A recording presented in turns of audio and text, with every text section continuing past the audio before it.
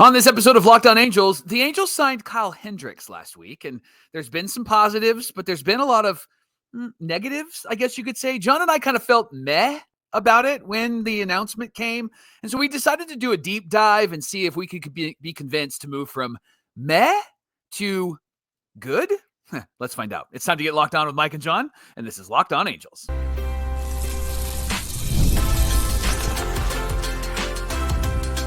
You are Locked On Angels, your daily Los Angeles Angels podcast. Part of the Locked On Podcast Network, your team every day. You got to get it back to good. Thanks for making Locked On Angels your first listen of the day. You can find us anywhere you get your podcasts, including Apple Podcasts, Spotify, and SiriusXM by searching Locked On Angels. And if you'd like to get back to the Super Halo Bros for all the Super Halo content, here's some things that you can do. Leave us a rate and a review on Apple Podcast. If you're watching on YouTube, hit that thumbs up button. And if you're not subscribed already, please subscribe and become a Locked On Everydayer. And whether you're watching or listening, come over to YouTube, leave a comment. It's one of the best ways to get in touch with us and be a part of the conversation. And this episode of Locked On Angels is brought to you by FanDuel. New customers can place a $5 bet, and you'll get started with $150 in bonus bets if your first $5 bet wins. Just visit FanDuel.com to get started. Did you make a Matchbox 20 reference? Let's go. No.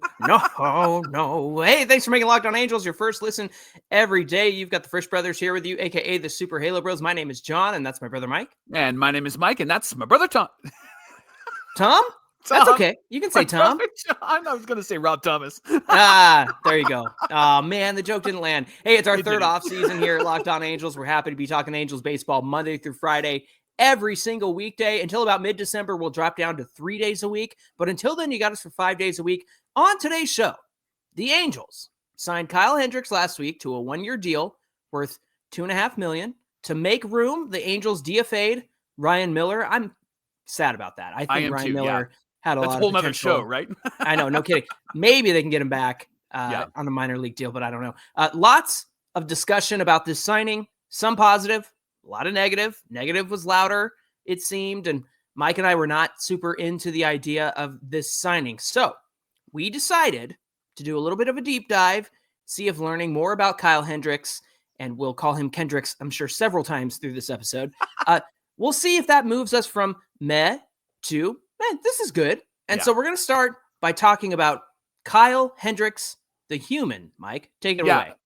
Craig Counsell had some great things to say about Kyle. He said from a leadership standpoint that he has taught us all lessons. He has a powerful mind in the way that he uses it to help him perform.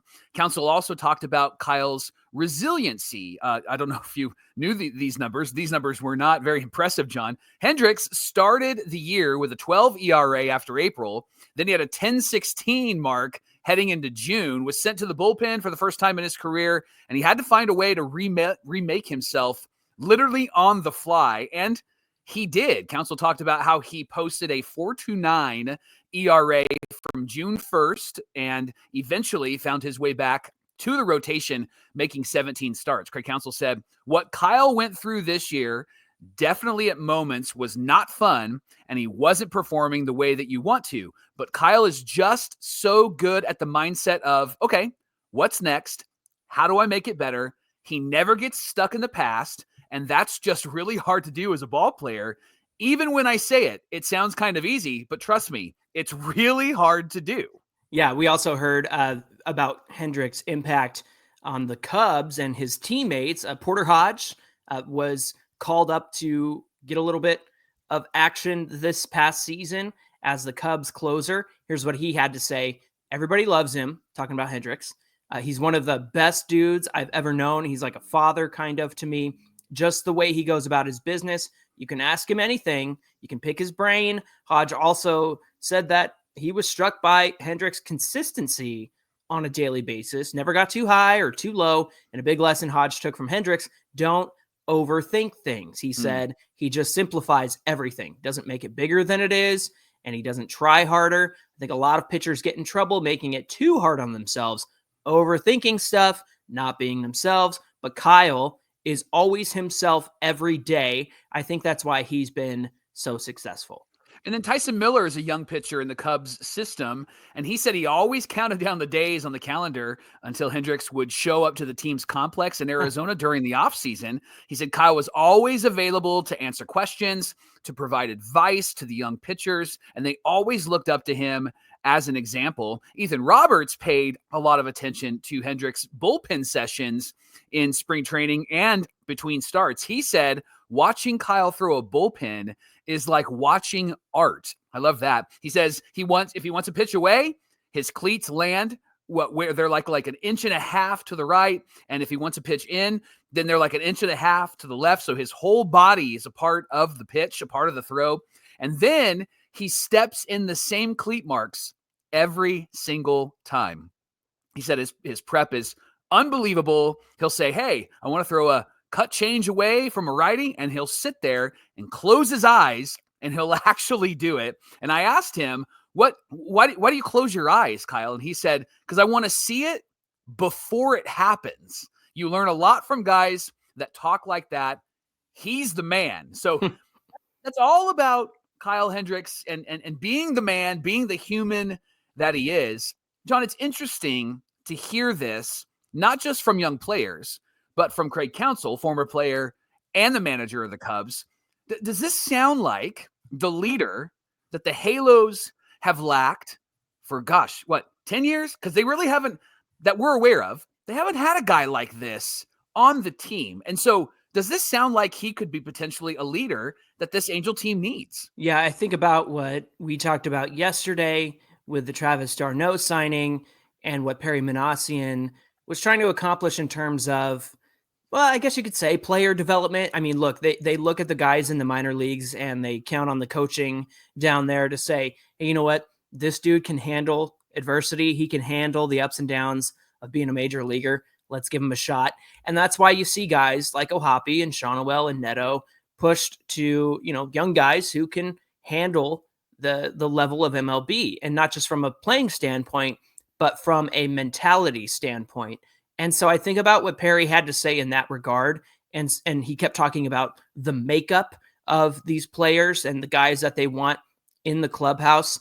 And Hendricks fits that narrative of a guy that you want around your team. Now, I did see a lot of conversation, I think in our comments on YouTube about, hey, why can't d'Arnaud and Hendricks be coaches? Why can't they just be in that sort of role? Well, these guys probably, number one, they're not ready to be coaches yet. They're right. if they're going to play, then they're still going to play. And if it's not going to be in Anaheim, it's going to be somewhere else. So you need to offer them the job that they're seeking. And obviously they still think that they have something to give and something worthwhile.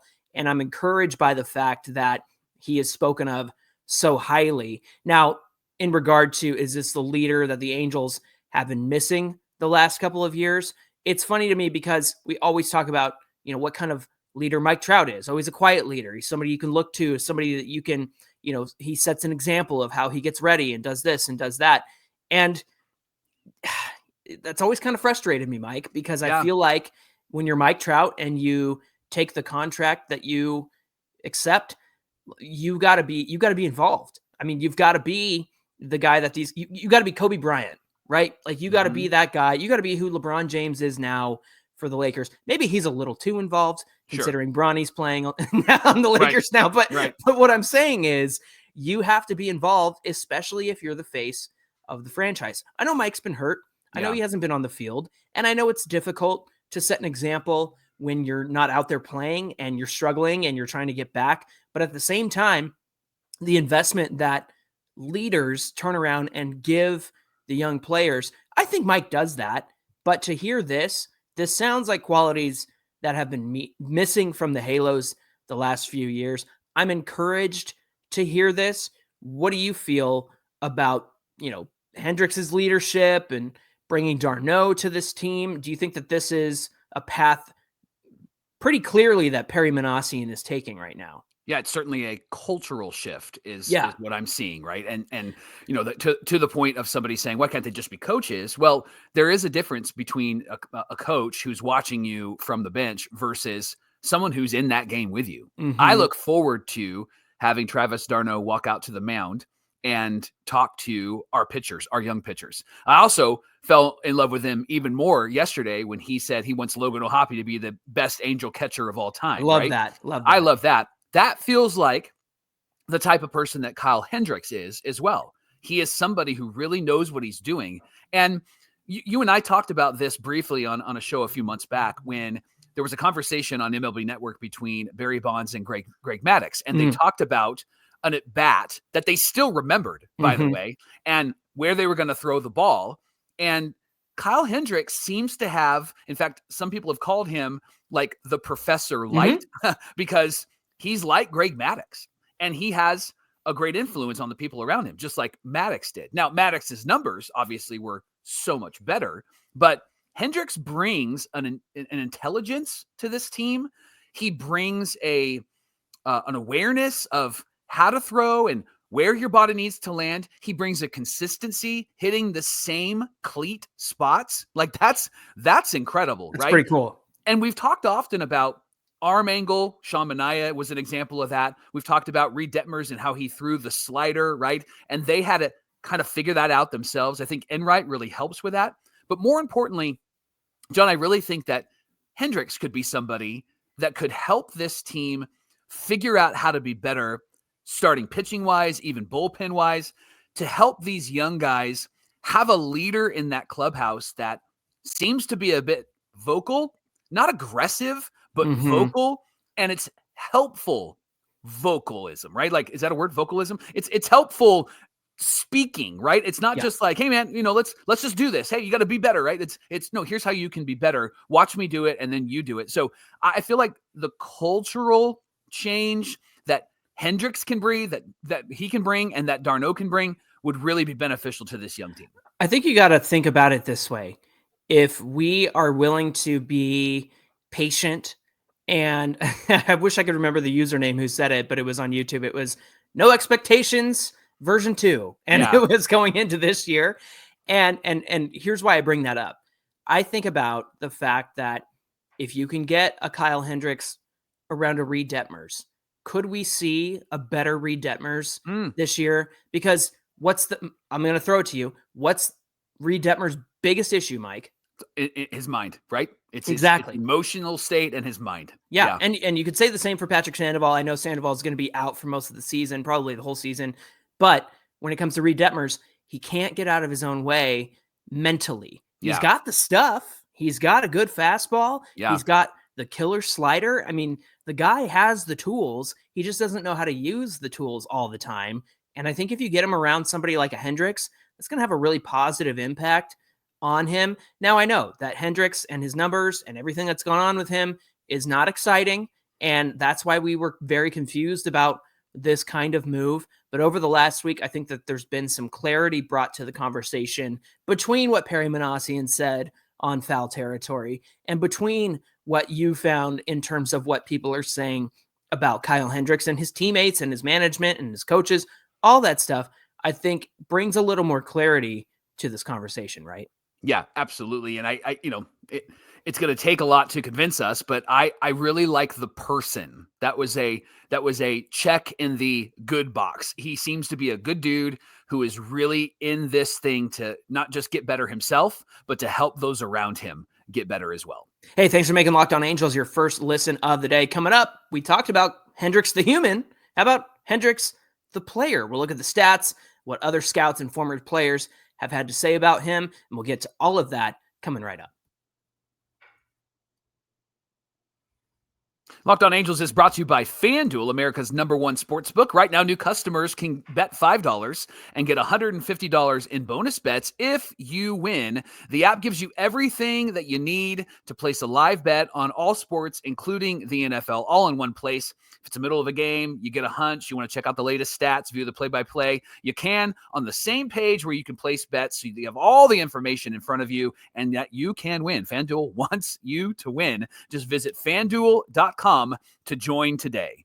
Man, we got the Commanders and the Eagles tonight on Thursday Night Football. Let's go. Yeah, you can bet on that, right? You get started with $150 in bonus bets if your first $5 bet win. Man, that's a great deal from FanDuel. Again, FanDuel.com is where you want to get started. Never waste a hunch and make every moment more with FanDuel, an official sportsbook partner of the NFL. This is the Locked On Podcast Network, where it's your team every day. Every day, as we're continuing our conversation on Kyle Hendricks. Kyle Hendricks was signed, again, $2.5 million for 1 year. Mike and I were both kind of like, what now? And what is so this? we decided to do a little bit of a deep dive. We just got through talking about Kyle Hendricks, the human, and the person that he is. But Mike, let's get into Kyle Hendricks, the player. Last season, not great for Kyle Hendricks. He was 4-12 with the Cubs, 5.92 ERA, and a 1.4 WHIP. But here's a couple things that we noticed. First, you mentioned this in segment 1. Hendricks did have a 12 ERA after April, and then a 10.16 ERA heading into June. Went to the bullpen for the first time, had to reinvent himself a little bit and kind of figure things out. Yeah. And then the rest of the way from June 1st onward, he put up a 4.29 ERA, made his way back to the rotation for 17 more starts. The last 5 starts of the season, I think, are kind of crucial here. We always say it's not how you start, it's how you finish. And we always point to Josh Hamilton because he did not finish 2012 great, and then he got signed to the Angels for 2013. But Hendricks, last 5 starts of the season, he went 1-2, had a 2.89 ERA over 28 innings, gave up 22 hits, 9 earned runs. One of those was a home run, 11 walks to 18 strikeouts, but a 1.18 WHIP. Last start of the season actually turned out to be his best, Mike. 7 1/3 innings pitched, 2 hits, no earned runs, 2 walks, 2 Ks, and threw 81 pitches. That could have been a complete game right there if they had let him continue that one, I'm sure. That felt like a Jack Kahanowitz start, right? Yeah, Because no kidding. He only had 81 pitches. And the thing I want you to notice in his last 5 starts, John, how many home runs? Just 1. And there was a comparison between him and Griffin Canning the last 2 years, and the numbers are very similar. But you know where they're not similar more recently for Hendricks? The home runs? In the home runs. Yeah, he was not giving up home runs. Now, Justin Steele, somebody that I would love to steal from the Cubs, he's an all-star starter for the Cubs. He's been compared to Kyle Hendricks. Steele doesn't light up the radar, and he gets outs in unconventional ways. Sorry. Rob Thomas. I'm having a great time here. Utilizing mostly just 2 of his best pitches. And here's what Steele took away from Hendricks and the improvement that he saw him go through last season. He said that Hendricks knows every single batter that he's going to be facing. He knows the ins and the outs. He knows how he should attack him and how he shouldn't attack him. I think that that's really key as well, right? It's something that he makes me want to be better at because he's so good at it. Steele also said, I watch him in the locker room on his iPad doing different research. It's very impressive, and this is why Hendricks got better. Now, I think that that's so important, John, to know the ins and outs of how to attack, but also how to not attack, right? Because let's bring up Reed Detmers again.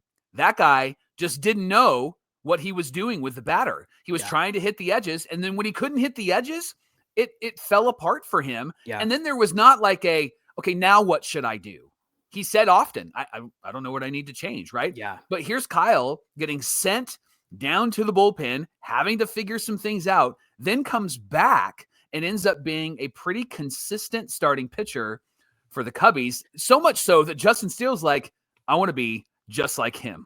Yeah. You know what's interesting to me is I know that the Cubs have like Dansby Swanson and I'm trying to think of the second baseman who's really good that they have, but I'd be interested to see what Hendricks looks like with this Angels defense behind him. Cause when I look at the number of hits that he gave up, you wonder how many of those were on the ground or, things that could have been different if he had a different system or defense behind him, I should say. Now on MLB Network, Dan Plesac, Zach's uncle, who, Zach wasn't very good with us this year.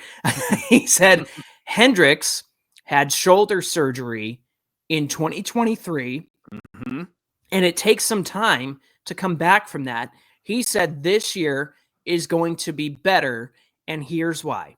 He exudes trust and can manage a game. Because of the surgery the previous year, Kyle needed this past year to get right. Plesac also said he thinks the Halos are the best spot for Hendricks and believes that he's going to thrive there. So, like I said before, it's not how you start, but how you finish.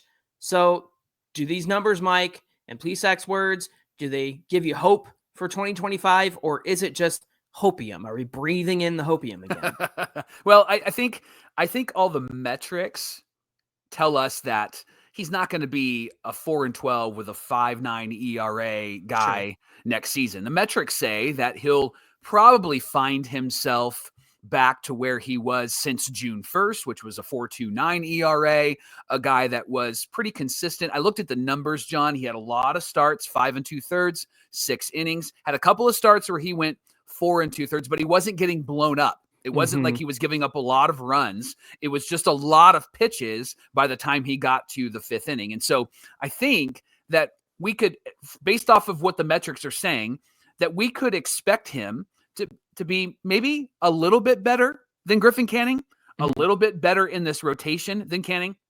Maybe not in the strikeout department when it comes to other pitchers that are in the starting rotation, but somebody that maybe would look like an older version of Jack Kohanowitz. Lots of ground balls, lots of action in the infield. He's going to maybe minimize his pitches. He's going to be able to hit his spots. And so I don't think that that's hopium. I think that the numbers say that, yeah, he'll be better. And then Plesac, a veteran who played for many, many years, said, yeah, Hendricks just needed some time to get back. These young guys can really recover from surgery and from issues and be right back. But as you get older, it just takes some time to heal, and then it takes some time to get back into the rhythm of what you're doing. And so I think for me, I would say I kind of have some hope that he'll be a neutral starter for us based upon the numbers that I saw him finish with last season. Yeah, it's going to be interesting to see him out there on the mound, what he's able to do, how he gets through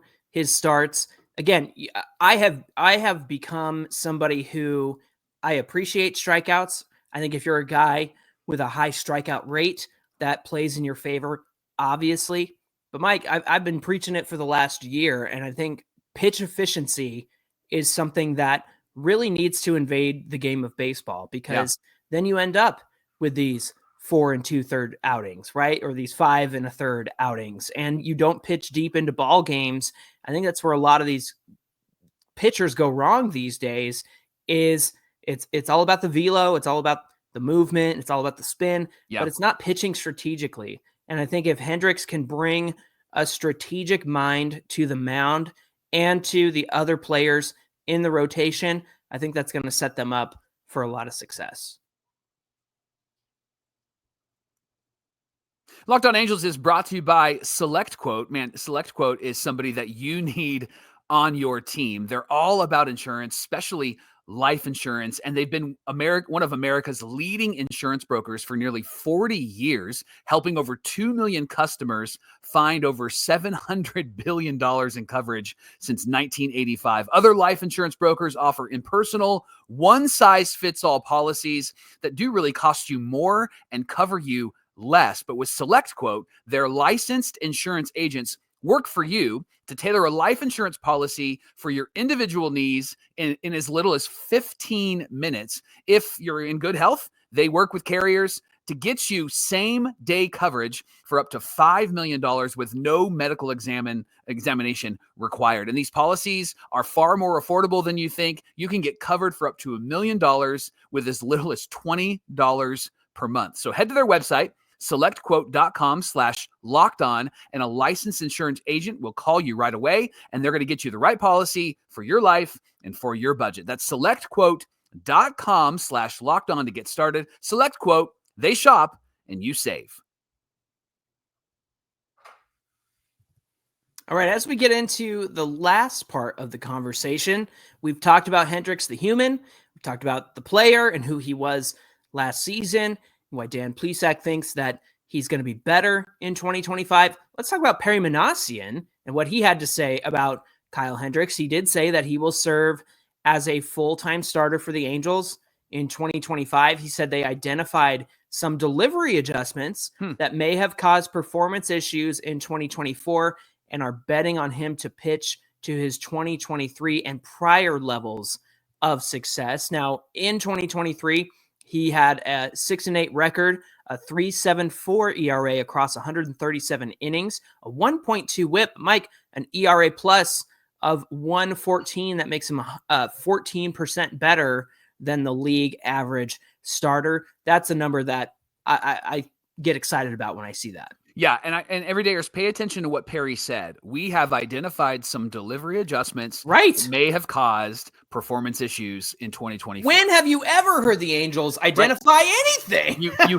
haven't, and that's always the narrative, is that they're not able to do this thing or that thing. Yeah. I love that Perry said that. I don't know if it was intentional or not, but I love that Perry was like, we saw something, and we're going to be able to fix it. And I think a lot of that has to do with Barry Enright, and now Sal Fasano is a part of the organization as an assistant hitting coach. He played with the Angels in 2002, by the way, for those that didn't know.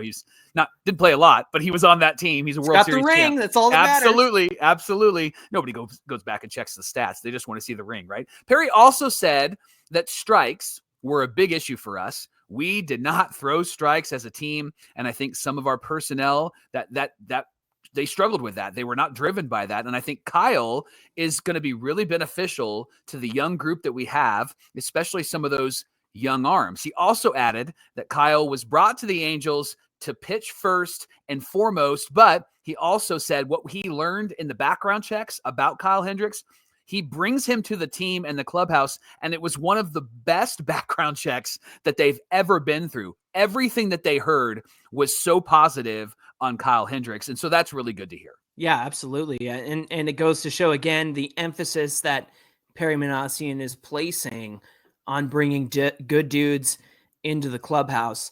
And so, yeah, that makes this that much more comforting, I guess you could say. Yeah. Now, Hendricks spoke on some of his own struggles, Mike. And so when he said that he broke down some of his mechanical struggles from last year, he found that it was mostly being balanced and in sync. And he said he wasn't using the slope or staying directional, while his arm path got longer, which led to poor fastball command and angle.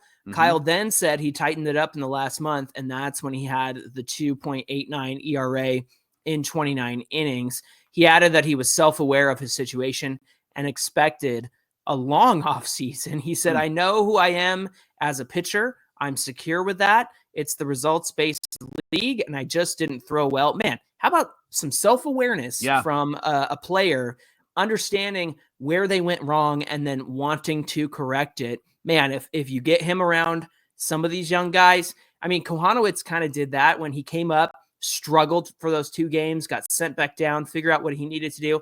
That's more of the mentality we need around this team is like you brought it up all the time. Sam Aldegheri saying, yeah, I know what I needed to do. I know how to fix what I did wrong in that first start. And for Hendricks to bring that to the team as well, we need more of that in this club. Yeah. All right. So here's the question, John. Are you convinced? Have you moved from meh to, hey, you know what? This is pretty good. Where you at? Yeah, I will say that I am past the meh or even the what are we doing? Yeah. Right. And I think a lot of people feel that way. Because that was our first response. Yeah. What are we doing? Yeah. So from the standpoint and from the clarity that's come out of all the conversation around the Angels and Perry Minasian and what we've covered here on the show, I get this move. I get it. You want a good guy like Kyle Hendricks around the team. And there's potential for him to be better because of the struggles he was going through, the shoulder surgery that he had in 2023 affecting him in 2024. I understand all that. So I feel less, I wouldn't say I was angry before, but again, it irritated. Yeah. And I feel less irritated now. Yeah. Mike, here's my thing. I just want a good player. Yeah. I want the Angels to get their Max Fried or their Blake Snell. Yeah. Like I want them to get that Corbin Burns guy. Can we just get that guy? And I understand that, this is the kind of move you make. What, 2 weeks into the offseason? Is it even that far along? Because The World Series wasn't that long ago. It feels like it. But what I'm trying to say is I understand you make these moves early, get them out of the way, and I think that's great. But we really have to bring somebody home. Yeah. We've got to get the big name, the big free agent, and in particular, starting pitching. We need an ace. We have to have an ace. I love Kyle Hendricks. I love the Travis d'Arnaud move. I like that we traded for Soler because he fits the need of the Angels, which was lack of slugging, lack of protection in the lineup. He brings that. So everything they've done so far makes sense. Yeah. And I get it. But I'm also kind of tired of needing to have a conversation like the one we had today in terms of, can we move Kyle Hendricks from meh to good? Yeah, I'm convinced that this makes sense and it's a good move. Yeah. But for crying out loud, let's get an ace so that we can just be excited about it and talk about how it's going to impact the team. I understand the behind the scenes stuff. I get all that. This is good for the young players, but for crying out loud, let's go get an ace. That's where I stand on this. How about you? Yeah, I would land in that same category. I'm not meh about it. I'm kind of in like, okay, I can see what this does for the culture and for the team. I just want to see performance, John. I want to see performance on the field. And so I think that what makes this move good is if the Angels make 2 moves or 3 moves. Here's what I mean. 2 moves, an ace and an infielder, a quality infielder, Hai-Sung Kim, right? Like that might be a good move or somebody along those lines. Or 2 middle of the number 2, number 3 type of starter, 2 of those, like the Royals did, right? And an infielder. That's what makes this move good. Then you've balanced out your culture with d'Arnaud and Hendricks, but you actually got some players that and can count on that are going to be really, really good. You're not going, gosh, we fixed some things, and so I think he's going to be good, right? I want them to go, oh no, like this guy's going to be really good. Or 2 pitchers where they're like, oh no, this guy is going to be really good. Now I think Kohanowitz needs to be in this starting rotation, but I'm okay if they go and get 2 quality pitchers, right? And then Kohanowitz is in the minor leagues to start. Yeah.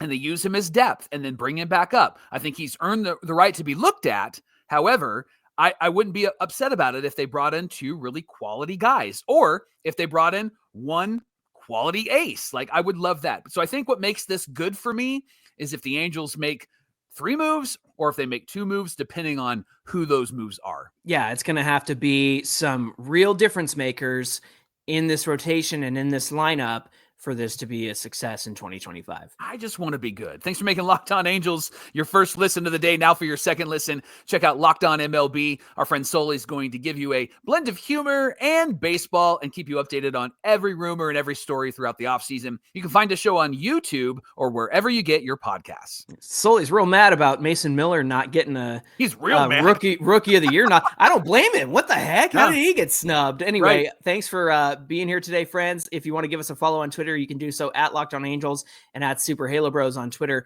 and Instagram. Whether you're watching or listening, come on over to today's show, get in the comment section on YouTube and hit that like button and subscribe if you haven't done so already. Thanks for getting us to 8K. I guess we're going on to 9K, Mike. Let's go. All right, what do we have on deck for tomorrow's show? All right, so we got to talk about Roki Sasaki. We have to. And I know that there's a whole narrative out there like he's never going to come to the Angels. I understand all of that. We're actually going to address that narrative on Monday. But for tomorrow, we're going to talk about the possibility of Roki Sasaki landing with the Angels, what the Angels need to do, how much flexibility they have. It'll be a good conversation. Come and join us tomorrow on Locked On Angels. All right, looking forward to that. We hope you'll come back and join us. Until then, my name is John, and that's my brother Mike. And my name is Mike, and that's my brother John. All right, we're time to get it back to good, and we'll see you back here on Friday. Speaking of Sully, he needs to learn about reply and reply all because he hits reply all. Everybody gets his email.